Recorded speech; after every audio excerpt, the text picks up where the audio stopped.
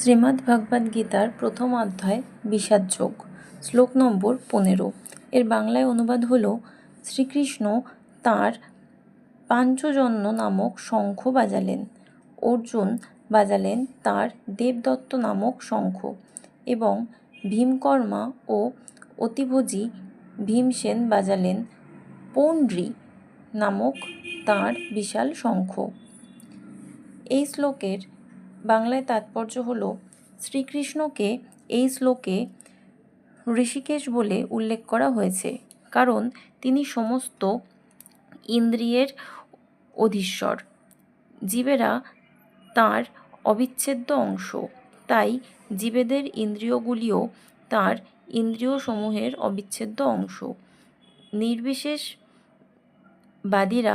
জীবেদের ইন্দ্রিয়সমূহের উৎস সম্বন্ধে ব্যাখ্যা করতে পারে না, তাই তারা সমস্ত জীবেদের ইন্দ্রিয় বাহিনী ও নির্বিশেষ বলে বর্ণনা করতে উদগ্রীব।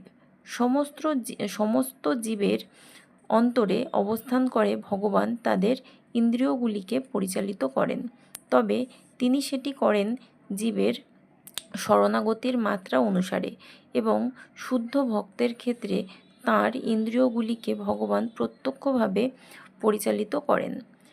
এখানে কুরুক্ষেত্রের যুদ্ধক্ষেত্রে অর্জুনের দিব্য ইন্দ্রিয়গুলিকে ভগবান সরাসরিভাবে পরিচালিত করেছেন, তাই এখানে তাঁকে ঋষিকেশ নামে বিশেষভাবে অভিহিত করা হয়েছে।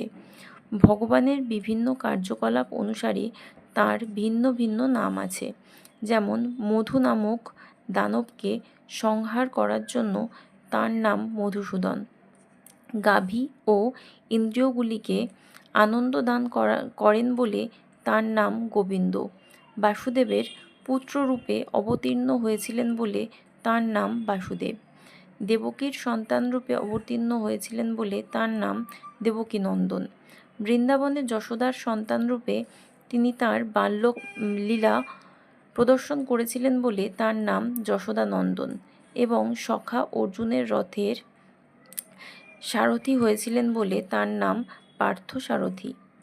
সেই রকম কুরুক্ষেত্রের রণাঙ্গনে অর্জুনকে পরিচালনা করেছিলেন বলে তাঁর নাম ঋষিকেশ।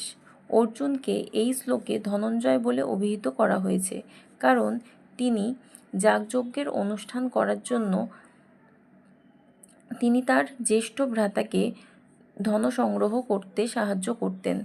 তেমনি ভীম বিকোদর নামে বিদিত, কারণ যেমন তিনি প্রচুর পরিমাণে আহার করতে পারতেন, তেমনি তিনি হিড়িম্ব আদি দানবকে বধ করার মতো দুঃসাধ্য কর্ম সাধন করতে পারতেন। সুতরাং পাণ্ডব পক্ষে ভগবান শ্রীকৃষ্ণ সহ বিভিন্ন ব্যক্তিত্ব যখন তাদের বিশেষ ধরনের শঙ্খ বাজালেন, সেই দিব্য শঙ্খধ্বনি যুদ্ধে অংশগ্রহণকারী সৈন্যদের কাছে অত্যন্ত প্রেরণাদায়ক ছিল।